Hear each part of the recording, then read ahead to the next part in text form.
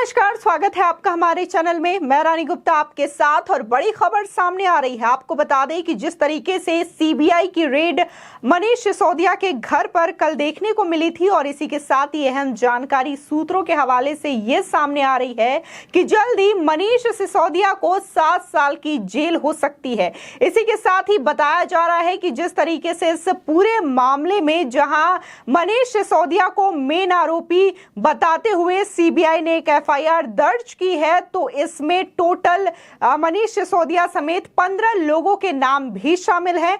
आपको बता दें ये जो लोग हैं वो दिल्ली, मुंबई, तेलंगाना से लेकर के विभिन्न राज्यों के लोग इसमें बताए जा रहे हैं। इसी के साथ ही कहा जा रहा है कि इस नाम में एक टीवी चैनल से जुड़े हुए व्यक्ति का नाम भी सामने आ रहा है, जिसने की करोड़ों रुपए की हेरा फेरी इधर से उधर की है। इसी के साथ ही ये भी खबर आ रही है सूत्रों के हवाले से कि ये जो शराब के ठेकों को लेकर के डील हुई है, दरअसल वो डील क्षेत्रीय सत्ताधारी पार्टी के सदस्य के एक घर में हुई है। दिल्ली के डिफेंस कॉलोनी में उनका घर है और उनके घर में ही ठेकों के लेन देन की डील मनीष सिसोदिया द्वारा की गई है। ये अहम जानकारी भी सामने आ रही है। आपको बता दें जिस तरीके से सामने जानकारी आ रही है, लगातार सीबीआई जो है इस चीज को लेकर के आबकारी नीति के तहत कार्रवाई कर रही है और कल देखने को मिला कि कैसे मनीष सिसोदिया के घर पर सीबीआई की टीम ने छापेमारी की थी और कई इलेक्ट्रॉनिक गैजेट डिवाइसेस और इसी के साथ ही डॉक्यूमेंट जब्त किए गए थे। उन डॉक्यूमेंट्स को लेकर के सीबीआई तलाशी कर रही है। उसके बाद मनीष सिसोदिया को मुख्य आरोपी बताते हुए सीबीआई की टीम ने 15 लोगों के नाम भी इस एफआईआर में शामिल किए हैं। हालांकि मनीष सिसोदिया का नाम सबसे ऊपर है,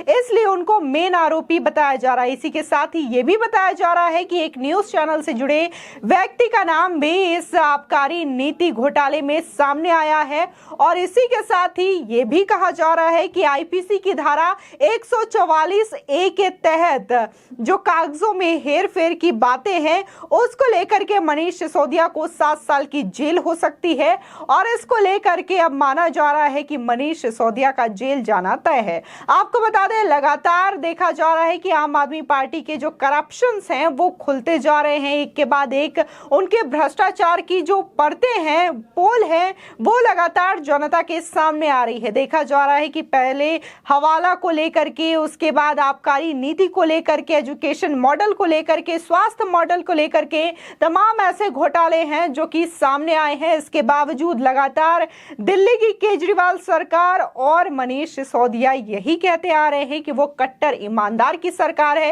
इसको लेकर भी जनता ने सवाल उठाए हैं कि ईमानदार शब्द तो सुना है, लेकिन ये कट्टर ईमानदार क्या होता है, इसको लेकर भी ट्विटर पर लोगों ने सवाल उठाया है। क्योंकि अरविंद केजरीवाल बार बार ये कहते हुए नजर आते हैं कि हमारी पार्टी कट्टर ईमानदार की पार्टी है, हम कट्टर ईमानदार की सरकार है। हमारे चाहे फिर वो मनीष सिसोदिया हो, केजरीवाल हो, सत्येंद्र जैन हो, सभी कट्टर ईमानदार हैं। इसी कट्टर ईमानदार शब्द को लेकर के लोग सोशल मीडिया पर अरविंद केजरीवाल और आम आदमी पार्टी को ट्रोल करते हुए नजर आ रहे हैं। देखने को मिला जहां कल सीबीआई ने लगातार कई घंटों तक छापेमारी की, कार्रवाई की, तो इस दौरान जहां मनीष सिसोदिया ने सबसे पहले ट्वीट करके ये कहा था सीबीआई मेरे घर आ रही है, उनका स्वागत है। लेकिन दूसरी ओर देखने को मिलता है कि कैसे उनके कार्यकर्ता मनीष सिसोदिया के घर बाहर जमा होते हैं। इसी के साथ ही वो नारे लगाते हैं, विरोध प्रदर्शन करते हैं, हंगामा करते हैं और ये कहते हुए कि जो आरोप लगाए जा रहे हैं या फिर सीबीआई जो रेड कर रही है वो पूरी तरीके से गलत है। इसको लेकर के सवाल उठाए जा रहे थे, आवाज उठाई जा रही थी आम आदमी पार्टी कार्यकर्ताओं के द्वारा, हंगामा किया जा रहा था, जिसके बाद पुलिस ने उन्हें डिटेन कर लिया। इन सब के बावजूद मनीष सिसोदिया ये कह रहे थे कि आम आदमी पार्टी और मैं खुद सीबीआई का स्वागत करते हैं। लोग ये भी कह रहे हैं कि क्या इस तरीके से मनीष सिसोदिया सीबीआई की कार्रवाई को रोकना चाहते थे? क्या ये था उनके स्वागत का तरीका कि आम आदमी पार्टी के कार्यकर्ता वहां पर एकत्रित हो जाए, विरोध प्रदर्शन करें, हंगामा करें और इससे सीबीआई की कार्रवाई बाधित हो? इसी के साथ ही देखने को मिला कि कांग्रेस पार्टी भी इस कार्रवाई को सही बता रही है। आपको बता दें कि कांग्रेस नेता संदीप दीक्षित ने कहा कि ऐसी रेड एक बार नहीं बल्कि 10-10 बार होनी चाहिए कि कैसे उन्होंने हवाला में घोटाला किया, इसी के साथ ही आबकारी नीति को लेकर के घोटाला किया, शिक्षा में घोटाला हुआ, स्कूल के निर्माणों में धांधली की गई। तमाम ऐसे मुद्दे हैं आम आदमी पार्टी के जो कि भ्रष्टाचार की उनकी पोल को खोलते हुए दिखाई देते हैं। इसी के साथ ही आज देखने को मिला कि कैसे कांग्रेस कार्यकर्ताओं ने एक विरोध मार्च दर्ज करवाया और इसमें उन्होंने हाथों में पोस्टर ले रखा था कि दिल्ली के उप मुख्यमंत्री मनीष सिसोदिया को अपने पद से इस्तीफा दे देना चाहिए, यानी कि मनीष सिसोदिया सीधे तौर पर इस्तीफा दे दे, ये कांग्रेस का कहना है। वहीं दूसरी ओर कांग्रेस पार्टी आज मनीष सिसोदिया को लेकर के इस तरीके से बातें कहती हुई नजर आ रही है कि वो उनको इस्तीफा दे देना चाहिए, लेकिन जब कार्रवाई उनके नेताओं पर होती है, चाहे फिर बात हम सोनिया गांधी की करें जब ईडी उनको बुलाती है दफ्तर सवालों के जवाब देने के लिए, या फिर राहुल गांधी को जब सवालों के जवाब देने के लिए बुलाती है, तो यही कांग्रेस पार्टी ये कहती है कि ये जो तमाम जांच एजेंसियां हैं, चाहे फिर वो सीबीआई हो, ईडी हो, वो सिर्फ और सिर्फ सेंट्रल गवर्नमेंट के अधीन है और उनके द्वारा दिए गए आदेशों का पालन करती है। लेकिन जब आम आदमी पार्टी को लेकर की यह कार्रवाई हुई तो इस कार्रवाई को जायज बताया गया। आपको बता दें, लगातार देखा जा रहा है कि सेंट्रल एजेंसीज इस वक्त पूरी तरीके से स्वतंत्र हैं, कोई भी तरीके का फोर्स उन पर नहीं है और बाकायदा पूरी स्वतंत्रता के साथ वो अपने कार्य कर रहे हैं, चाहे फिर हम बात इनकम टैक्स डिपार्टमेंट की करें, ईडी की करें या फिर सीबीआई की करें। विभिन्न स्टेट में देखने को मिला कि कैसे इनका छापा पड़ रहा है, रेड पड़ रही है और वहां पर भ्रष्टाचारियों की पोल खुलती हुई नजर आ रही है। चाहे बात हम दिल्ली की करें, पश्चिम बंगाल की करें, महाराष्ट्र की करें, उत्तर प्रदेश की करें, तमाम ऐसे राज्य हैं, तमाम ऐसे स्टेट हैं जहां से भ्रष्टाचारियों के चेहरे उजागर हो रहे हैं और वहां पर करोड़ों करोड़ों रुपए की धनराशि इन सेंट्रल एजेंसियों को प्राप्त हो रही है।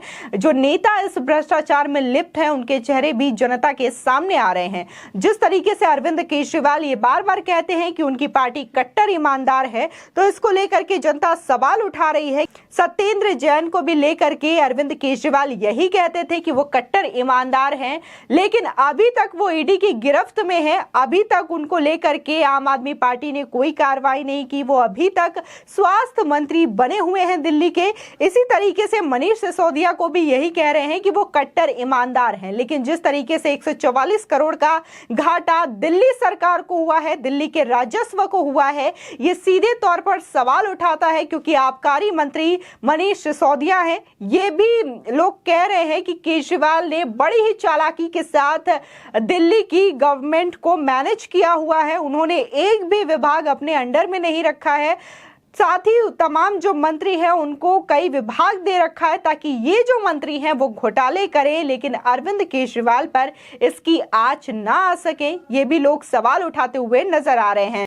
फिलहाल जिस तरीके से कहा जा रहा है कि आईपीसी की धारा 144A के तहत मनीष सिसोदिया का 7 सालों के लिए जेल जाना तय है। इसी के साथ ही जो सीबीआई ने एफआईआर दर्ज की है, तो इसमें सबसे मेन जो एक नाम सामने आ रहा है वो टीवी चैनल से जुड़े एक व्यक्ति का नाम सामने आ रहा है, जिसके ऊपर करोड़ों रुपए के हेर फेर करने का आरोप है। इसी के साथ ही एक और नाम शामिल है जिसको बताया जा रहा है कि वो दिल्ली के क्षेत्रीय सत्ताधारी पार्टी के परिवार के सदस्य हैं, जिनके घर यानी कि डिफेंस कॉलोनी में शराब के ठेकों को लेकर के, उनके लेन देन को लेकर के डील की गई थी। ये अहम जानकारी सामने आ रही है।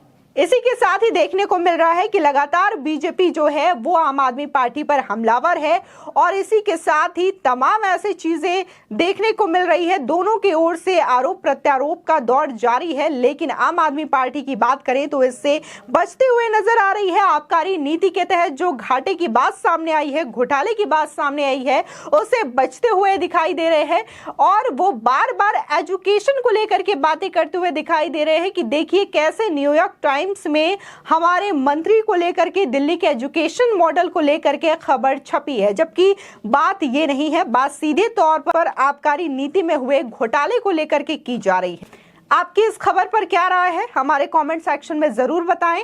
आगे की और भी अपडेट के लिए चैनल को सब्सक्राइब करना ना भूलें।